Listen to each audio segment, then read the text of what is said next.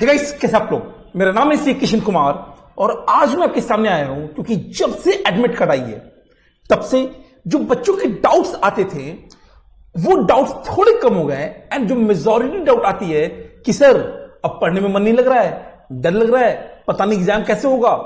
सो सी, अब तक तो क्लियर है कि भैया एग्जाम होने वाला है, अच्छा बुरा जैसा भी होगा बट होगा। अब एक तो तरीका कि हम पास्ट में रहे, जो चीज कंट्रोल नहीं कर सकते उस पर फोकस करें, या दूसरा तरीका है जो कंट्रोल कर सकते उस पर फोकस करें। अब जो भी प्रॉब्लम्स है, परवीन शर्मा सर की आपने वीडियो देख ली होगी, इंस्टीट्यूट भी अपने ट्विटर पे कई सारे रिजॉल्व कर रहा है, तो मैं उन टॉपिक्स को टच नहीं करूंगा। मैं सिंपल वो काम करूंगा ना जो मुझे आता है। सी, अगर कोई मुझसे पूछे कि किशन भाई आप बताओ हेल्दी कैसे रहे, फिट खाना कैसे खाएं, हेल्दी खाना कैसे खाएं, डाइट कैसा होना चाहिए, मैं नहीं बता पाऊंगा। रीजन भी ऑब्वियसली मैं सही बंदा नहीं उसके लिए, बट पढ़ाई कैसे करें उसके लिए मेरे पास कुछ कुछ पॉइंट्स है। सी, जो सबसे ज्यादा प्रॉब्लम अभी आती है एग्जाम से 15 डेज पहले, सर पढ़ाई में मन नहीं लग रहा, क्या करें। 2 घंटे पढ़ते हैं, उसके बाद से पूरे दिन का प्रोडक्टिविटी 2 से 3 घंटे का निकल रहा है। सो बड़ा सिंपल सा पॉइंट है। देखिए, इतना तो आप भी समझेंगे कि अगर आपसे बोला जाए मिर्जापुर 2 देखने के लिए, तो भैया मस्त है, आदमी एक रात में बैठेगा और पूरा सीरीज निकाल देगा। पढ़ाई के साथ ऐसा नहीं होता है, तो बच्चों का रिप्लाई होता है कि सर पढ़ाई बोरिंग है, मिर्जापुर में मजे आते हैं। द थिंग इज, किसी अगर कोई भी काम करना है, वो सर सीरीज देखनी है, मूवी देखनी है या पढ़ाई करनी है, पहले ना उसको पसंद करना जरूरी है।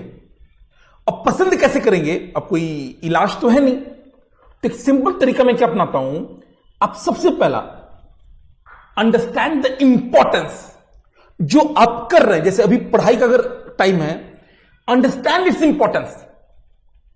अगर आपको यह बात का एहसास हो गया कि अगर ये 15-20 या जो भी 1 महीना बचा हुआ है, तमीज से अगर हम पढ़ लेते हैं, उसका क्या क्या बेनिफिट्स हैं, आप सोचिए, अपने अंदर लाइए। अल्टीमेटली सीए बनना है, आप अभी से सोचिए कि भैया आप सीए बन रहे हो, दिस इज द प्रोसेस।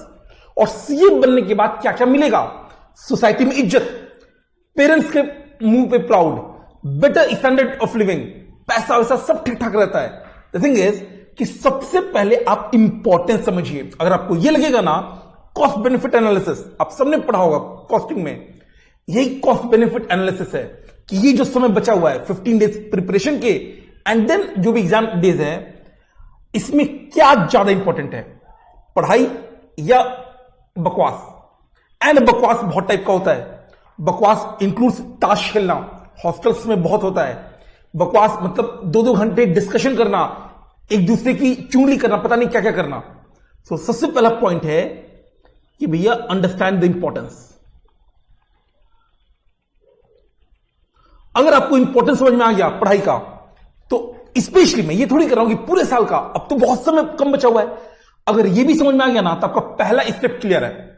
आपका वो वाला जो प्रॉब्लम है कि सर मन नहीं कर रहा है, तो बाबू मन नहीं कर रहा है तो बहुत अच्छा है ना, अब फ्यूचर देख लो। जो सीए नहीं बन पाते उनके साथ क्या होगा, या जो नॉर्मल अकाउंटेंट के जॉब में 25 से 30 हजार कमा रहे हैं, माइंड यू, हो सकता है आपको लोगों ने बताया होगा कि सीए भी 25 हजार कमाता है। आई अग्री, स्टार्टिंग में उसके भी रीजंस है, 25 हजार वो क्यों कमाते हैं, बट वो केवल स्टार्ट में होता है। ग्रोथ एक सीए का बहुत तेजी में होता है, एक अकाउंटेंट का नहीं हो पाता है। तो अंडरस्टैंड द इंपॉर्टेंस। दूसरा, एक बार जब आपका इंपॉर्टेंस समझ में आ गया कि भैया आपके लिए पढ़ना जरूरी है, तब फिर आप करें प्लान।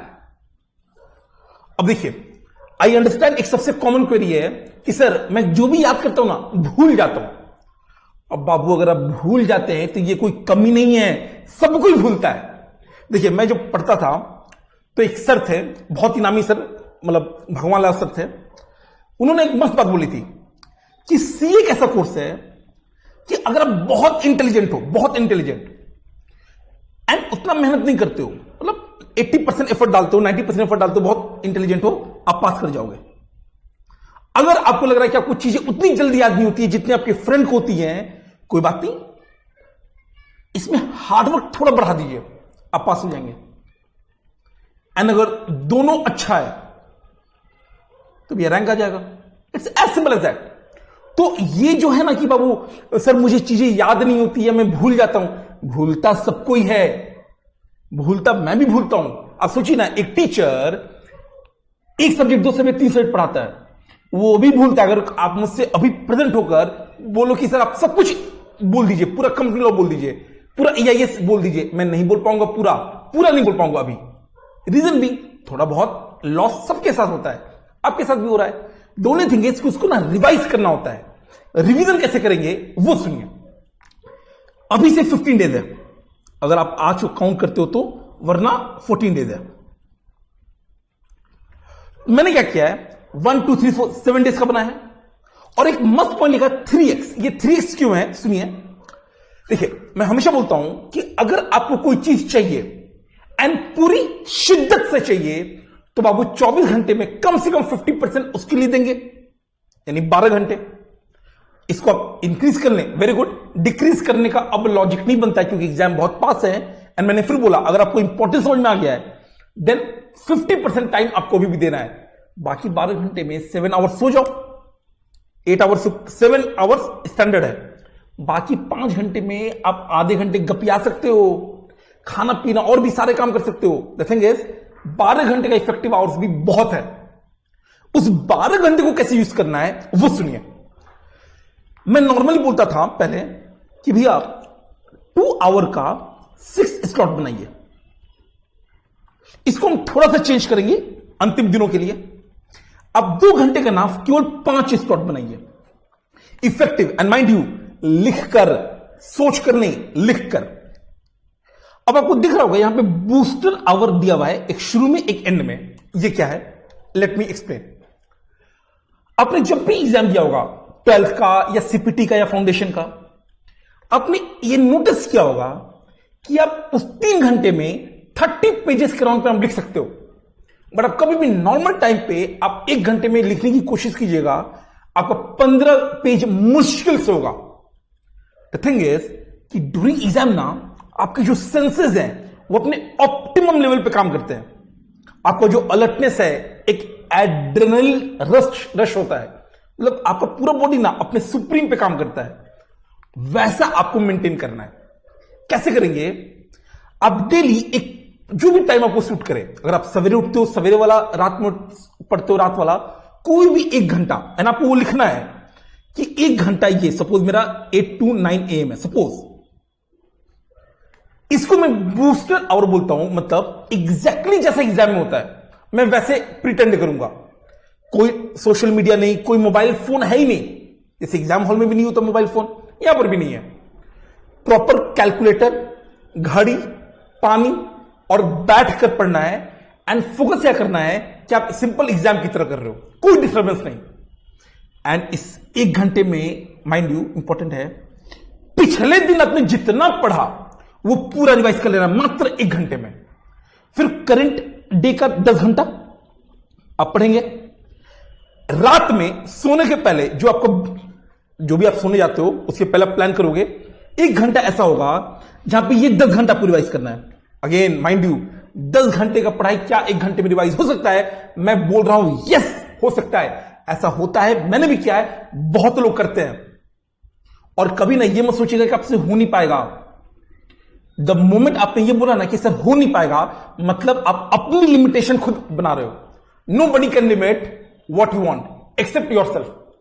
तो भैया ये 10 घंटे का एकदम तेजी में बस माइंड में ना सबकॉन्शियसली फिट हो जाए। नेक्स्ट डे आपने 10 घंटे की पढ़ाई 1 घंटे में रिवाइज किया था, उसको दोबारा 1 घंटे में रिवाइज कीजिए। मैं भी जब लेक्चर लेता हूं एग्जैक्टली ऐसा करता हूं। 2.5 घंटे पढ़ाता हूं, 10 से 15 मिनट में रिवाइज कराता हूं, बच्चे घर जाते हैं। नेक्स्ट क्लास में फिर मैं 15 मिनट रिवाइज करता हूं पुराने क्लास का। मल्टीपल रिवीजन, 3 रिवीजन होने गया, 1 2 3। फिर आपने नया 10 घंटे पढ़ा, उसका रिवीजन फिर अगले दिन। ये जो 1-1 घंटा जो आपका पावर बूस्टर होगा ना, इससे क्या होता है, आपको अंदर से अच्छी फीलिंग आई, आपको लगेगा कि चीजें मूव हो रही हैं, तो वो जो नेगेटिविटी है वो कम होगी एंड पॉजिटिविटी बढ़ेगी। मैं फिर बता रहा हूं, मैं कितना भी लेक्चर मार दूं, अब कितने भी मोटिवेशनल लेक्चर संदीप माहेश्वरी को सुन लीजिए, एट द एंड वो भी यही बोलते हैं कि अंदर से आना चाहिए। और अंदर से तब आएगा जब आप एक्चुअली उसके लिए काम करोगे। आप ये वाला फॉलो कीजिए, आई अश्योर यू आपका जो प्रोडक्टिविटी है वो कई गुना बढ़ जाएगा। Okay, multiple revisions. चलिए, इसके अलावा 14 डेज में लेता हूं सपोज।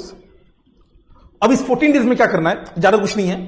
देखिए 554, आई एम अज्यूमिंग कि एग्जाम का 1-2 दिन पहले तो आप जैसे अकाउंट्स ही पढ़ेंगे अगर आपका ग्रुप 1 है तो। इसमें क्या कीजिए, अगर आप बोथ ग्रुप वाले हैं, अगर आप 8 पेपर्स वाले हैं तो ऐसे लीजिए 3, 3, 2, मतलब एक दिन में आप 3 पेपर उठाइए, 3, 2, तो 5 डेज में आप 3 पेपर कंप्लीट कीजिए, फिर 5 डेज में 3 पेपर एंड फिर 4 डेज में 2 पेपर। एंड डोंट वरी, अगर 100% कवर नहीं हो पा रहा है, अगर आपकी पढ़ाई मस्त है, कंप्लीट है तो कोई दिक्कत नहीं है, बट इवन अगर कंप्लीट नहीं है तो भी कोई इश्यू नहीं है। आप 90% पढ़ कीजिए ना, आपका काम हो जाएगा। पेपर 100 मार्क्स का नहीं आता है, 120 मार्क्स का आता है। 20 मार्क्स आप ऑप्शन में छोड़ सकते हो। कभी इस एंगल से सोचिए, 120 मार्क्स का पेपर आएगा एंड मैं कहता हूं कि अगर आप 90 मार्क्स भी अटेम्प्ट कर ले रहे हैं तो ठीक ठाक होगा। मैं नॉर्मल बच्चों की बात कर रहा हूं, जिनको रैंक 1 लाना है, that is fine, but normal में आई थिंक ये अच्छा मार्क्स है। यानी यू आर बीइंग प्रोवाइडेड कि आप 1/4 छोड़ सकते हैं, जिसका मतलब ये नहीं कि आप एकदम हल्के पड़ जाइए। द थिंग इज, कोई छोटा मोटा टॉपिक जो आपको लग रहा है कि बड़ा है, मार्क्स में उसका वेटेज कम है, उसको छोड़ सकते हैं। अब ये नहीं कि पीजीपी भी छोड़ दिया या टोटल इनकम छोड़ दिया, बट अगर कोई टॉपिक लगता है जो कि आपको लग रहा है बड़ा है, मार्क्स कम आता है, यू कैन लिव इट। थोड़ा बहुत ऊपर नीचे करना पड़ता है, ट्रेड ऑफ बोलते हैं, एक बिजनेस वर्ल्ड में बहुत ही कॉमन चीज है ट्रेड ऑफ। तो एक दिन में मैक्सिमम 3 पेपर उठाएंगे, 5 दिन में कंप्लीट करेंगे। इस तरीके से वो कंप्लीट हो गया, फिर 3 उठाएंगे एंड फिर 2। और मैं बता देता हूं मोटा मोटा, ये गारंटी नहीं है, सबका अपना अपना चॉइस है। जो पेपर नंबर 1, 2, 3 है वो आप पहले लेंगे, 4, 5, 6 यहां लेंगे एंड 7, 8 यहां लेंगे, ताकि जब आपका पेपर नंबर 1 आएगा, अब देख लो ऐसे फिर पेपर होता जाएगा, तो किसी भी पेपर को आपको देख के ऐसा नहीं लगेगा कि अरे यार हमने तो 1 महीना पहले पढ़ा था, लगेगा चलो हाल फिलहाल में ही पढ़ा था। अगेन दिस इज ऑल आप पे डिपेंड करता है, मैं बस एक गाइड कर रहा हूं कि आप ऐसा कर सकते हो, मैंने अपने टाइम पे किया था। अगर आप 4 पेपर मतलब एक ग्रुप वाले हो तब तो कोई दिक्कत ही नहीं है, आराम से 2 + 2 + 4 2 एंड फिर इस पूरे को रिवाइज आराम से आपको हो जाएगा। चलिए, इस वीडियो का एक सेकंड पार्ट क्या है? सेकंड पार्ट बहुत छोटे मोटे अनाउंसमेंट्स हैं, जैसे जीएसटी का, देखो इनकम टैक्स का marathon and handwritten notes Telegram पे, यूट्यूब पे अवेलेबल है। जीएसटी का मैराथन अवेलेबल है, इसका हैंड रिटन नोट्स आपको एप्लीकेशन पे मिल जाएगा। बट आई अंडरस्टैंड कि बाबू ऐप पे ये वाला जो नोट्स है ना, इसे ओपन करने में थोड़ी दिक्कत होती है। रीजन बीइंग ना, वो डिजिटल इंक में लिखा हुआ है, उसके कारण मुझे पता नहीं था, पहली बार था, उससे साइज बड़ा हो जाता है and even after compressing it उसका साइज थोड़ा बड़ा है, इससे थोड़ा टाइम लगता है ओपन करने में। वाईफाई पे कीजिएगा ओपन हो जाएगा, वरना अभी तक हमने इसे ऑफर नहीं किया था सेपरेटली। बट अगर आप चाहें कोई वो नहीं है, जरूरी नहीं है, बट अगर आपको मन करे तो आप हमारी वेबसाइट से CAKishankumar.com, इसमें बाई लेक्चर में आप जाएंगे, उसके अंदर अदर्स है, वहां पे आप इसे परचेस कर सकते हैं, आपको डाउनलोडेबल प्रिंटेबल कॉपी मिल जाएगी, आपकी चॉइस है।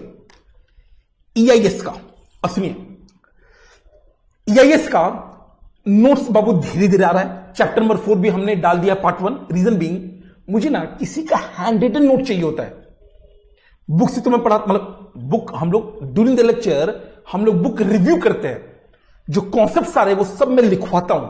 बट मेरा राइटिंग अगर मैं आपको दे दूं ना, मेरी राइटिंग, तो आप कर नहीं पाओगे, वो इतना थोड़ा सा तेजी में होता है। अब जो मेरे पास नोट्स हैं उसमें थोड़ा टाइम लग रहा है, तो चैप्टर नंबर 3 मैंने जो सबसे बड़ा है दे दिया है, चैप्टर 4 का मैंने पार्ट 1 दे दिया, पार्ट 2 भी कल आ जाएगा, तो धीरे धीरे मैं नोट्स दे दूंगा। मैराथन का मैं बोलूंगा कि अभी आप उम्मीद मत रखें, नोट्स मैं गारंटी देता हूं, नोट्स आपको मिल जाएगा। नेक्स्ट, इसका मॉक टेस्ट आपका अधिकार है, मैं फिर कह रहा हूं, इस पर मैं डिटेल में डिस्कशन करूंगा बाद में। मॉक टेस्ट अगर कोई टीचर आपको दे रहा है, वो कोई एहसान नहीं है, वो आपका अधिकार है। आपने जहां से भी कोचिंग ली है उस कोचिंग की ये जिम्मेदारी है कि वो आपको मॉक टेस्ट दे एंड पेपर इवेल्युएट करे। मैं इस पे डिटेल में डिस्कशन बाद में कर लूंगा, बट मैं अभी बता देता हूं। हम लोग इसका आज टेलीग्राम पे मैं डाल दूंगा नवंबर, आई थिंक, एक सेकेंड, या 8, 9 and 11 EIS, SM and combined. ठीक है, सो दैट्स इट।